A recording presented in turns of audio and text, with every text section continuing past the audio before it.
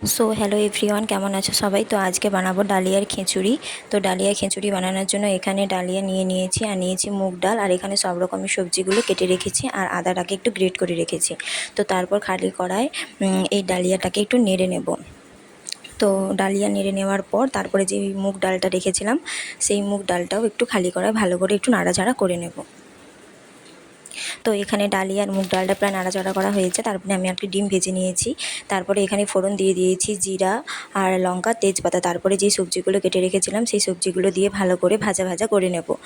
তো সবজিগুলো ভালো করে ভাজা ভাজা হয়ে গেলে তারপরে আমি যেই আদাটাকে গ্রেট করে রেখেছিলাম ওই আদাটাকে এই সবজির মধ্যে দিয়ে দেব। তো ভালো করে আবার নাড়াচাড়া করব যাতে আদার গন্ধটা না থাকে। তারপরে এখানে আমি দিয়ে দিলাম হলুদ গুঁড়ো আর জিরা গুঁড়ো, দিয়ে ভালো করে এই সবজিটাকে ভালো করে ভেজে নেব। তো সবজিটা এখানে প্রায় ভালো করে ভাজা কমপ্লিট হয়ে গেছে। তারপরে আমি যেই মুসুর ডাল মুগ ডাল আর ইটা ভেজে রেখেছিলাম, তো সেটা আমি ভালো করে ধুয়ে এই সবজির মধ্যে দিয়ে দিলাম। তো দেওয়ার পর এটাকে ভালো করে নাড়াচাড়া করে নেব 5 মিনিট। ভালো করে এটাকে নাড়াচাড়া করে নিতে হবে। তো ভালো করে এটা নাড়াচাড়া করছি, আর একদিকে আমি গরম জল বসিয়ে রেখেছি।